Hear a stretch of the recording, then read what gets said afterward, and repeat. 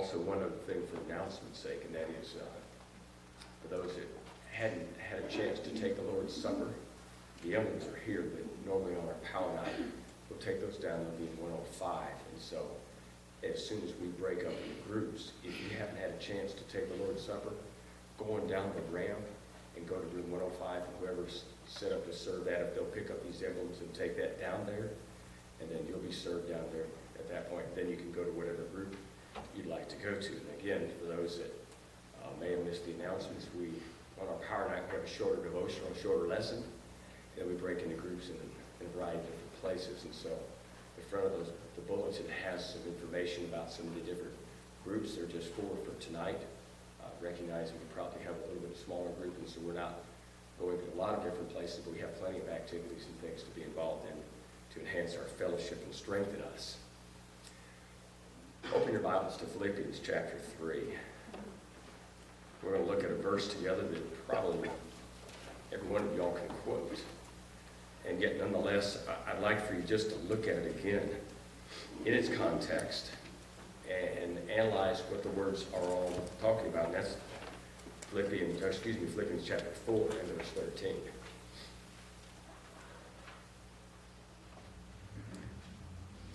As Paul is going over from inside of a jail, a letter that he gives to people to encourage them, he reminds them that the blessings that he has are sufficient for him. That he's never really felt like he's been left out, although there have been times that they've helped and times that the Philippian church hadn't helped. And then he says in verse 12, I know how to be abased, and I know how to abound. I know how I can deal with having a lot or having nothing, basically is what he says. That I've learned in whatever state I am in to be content, as he wraps up that. Now, within that context, he goes into the next verse, in verse 13, and he says, I can do all things through Christ who strengthens me. And that's the verse I want to capture for tonight and apply it in a lot of different ways. And I think it can be done that way. But in the immediate context, Paul is using that verse as an emphasis here that some of the most difficult things out there, even being content while you're in prison, can be done when you look at what God does with us. So I can do all things. One of the most positive and powerful statements I think that any person can make. I think it's so important for us as Christians to have a positive outlook on who we are and what we're doing. Not everything great in this world is positive. A lot of things are going wrong. Things can happen to us that aren't pleasant, don't feel good. And yet, if we look at what's going on, I think we need to have a positive take, because that hope, as we talked about this morning during the Lord's Supper, it's a hope that's there. It's always there. And no one can take that away from us as Christians. Although Satan tried to rob it through all kinds of different persecutions and things in the 1st, 2nd, and 3rd century, and even today in other lands, he can't steal what's in our heart if we've got that hope there. And so we can look at things positively. I can do. In the midst of everything that's negative, and there are a lot. And it's a realization of what we're capable of accomplishing, in spite of things not going the way we ought to have them going, or where they ought to be going, or the way that we feel like they ought to be going. And yet, it is a possibility for us, in spite of obstacles out there that seem to be impossible to overcome. Just one particular. We'll go back to the Old Testament, the book of Numbers. And here are God's people. They're getting ready to cross and to go into the promised land. They've already seen the miracles of God and all the things through the plagues. And they know as they're leaving the slavery of Egypt that God has done everything. And yet when they face the promised land and the giants and things that are there, they say in Numbers, I believe it's 13:31 or 14:31, I wrote it down here. 13:31. We can't do it.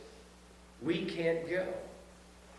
And the fact is, they could, and they did later on. Same circumstance, later part in time, same situation. But their negative ideas of what they could or couldn't do were based upon what they felt like they could do rather than what God was going to do with them. And so they couldn't accomplish it. And so Paul, as he's dealing with what is vitally important for him, which is to get the gospel to the entire world, says, I can do all things. Children of Israel laid out a negative viewpoint about what's going on. David, on the other hand, when he is facing Goliath, or he's about to go into battle against Goliath, and he's having this discussion with Saul in 1 Samuel 17. Saul's the king, David's a young boy at this point in time. And he doesn't talk about what he can do because he knows how to use a sling. And he's good at throwing rocks with it, etc. But rather, he says, the Lord was with me when I killed the bear and when I killed the lion.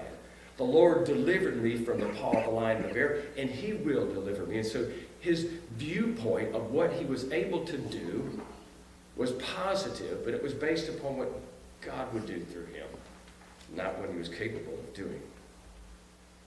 So it's a base line there of faith of what I can do. And yet, nonetheless, a lot of times as Christians, we feel we can't do certain things. And we limit ourselves in serving, in maybe talking to individuals, or maybe just getting outside of the negativity that's in our own hearts sometimes. Anybody can be changed. Anybody can be reached. Anybody can do about anything if we'll just turn ourselves over to God. I can do, and then the positive thing is all things is mentioned here through Christ. Now, I can't jump over the buildings that Superman was claimed to have jumped over when we watched the Superman movies. I can't do those things. But there are things that I can do today that I never could have done 25 years ago or 45 years ago. But it's only because what God is capable of doing when I'll just stick with him. And what God does, not me. And it's the same as I look around and I see the individuals here. And I talk to people from time to time. And I say, where were you 2 years ago? Think back. Where were you 5 years ago? And they stop and say, yeah. Where were we? And what were we doing in those times past? And what God has done for us as individuals is incredible. All things are possible. I can do all things through Christ. It's an all-encompassing thing. I can overcome disappointments. I can overcome obstacles. I can overcome persecution. I can do things that I never did before. If Christ will put me out there and say, this is what I want you to do, then I can do it. And I know that. Out of all of this, it becomes a reassurance to me that if I'm willing, God will do it. If the door is opening, I ought to be willing to step through. And so it reminds me of what God wants me to do if I am willing. It makes for us an example for the rest of the world. Not that we boast about who we are, but we go back to the passage that Jesus talks about, that they might see our good works and then glorify God, the Father who's in heaven. And so the point out of all of that is that what we do as Christians, in our activities, in our homes, wherever we're at, whoever we talk to, that we do it in a Christ-like way and recognize how valuable that is when we're doing that. And those things can make impacts sometimes that we can't ever measure, that we don't even see happening maybe in the hearts of other people. I guess out of everything that I live for, truly I want to just make a difference in the hearts of individuals. In some way, soften hardened hearts, change individuals, encourage people, help them to see what they're able to do. And all of those things are so valuable to me. And a lot of times, though, I don't see what's happening inside. But I'm assured what God tells me, that I'm capable of doing what he wants me to do if I'm willing to walk through that. All of us are. Absolutely every one of us. And so when Paul is making this great statement, he's not making this statement, I, the great apostle Paul, can do all things. But rather, I'm a Christian. I'm a servant. I, because of who I am in that perspective, can do all things through Christ who strengthens me. Christ continues to strengthen us. There's a passage that I oftentimes read just to help encourage myself, and it's in Isaiah chapter 40. As we think about who we are and we look about us, we have a good perspective when we realize that it's God who's doing these things. So back in verse 27 of Isaiah 40, Isaiah is throwing out to God's people to remember that God has not overlooked them. So he says in verse 27, why do you say, O Jacob, or speak, O Israel? He's speaking symbolically to the tribes of Israel, to the tribes of Jacob. Why do you, God's people, in other words, speak, saying that my way is hidden from the Lord? Like God sees, God knows. Or might say, my just claim is passed over. Like, I'm just getting walked over by it, and God doesn't care. Not at all. Have you not known and have you not heard? And I like the way he describes this. The everlasting God. Sometimes when I'm teaching the class, I'll say, notice what God puts in and doesn't hesitate to describe. He could have just said God. But he's going on to a great length to remind you of the ability of this God that he's going to talk about after that. But it's the everlasting God, the Lord, the creator of the heavens and the earth. That's power. He neither faints nor is weary, and his understanding is unsearchable. Of course, he put it all together. He knows it all. He gives power to the weak. And to those who have no might, he increases strength.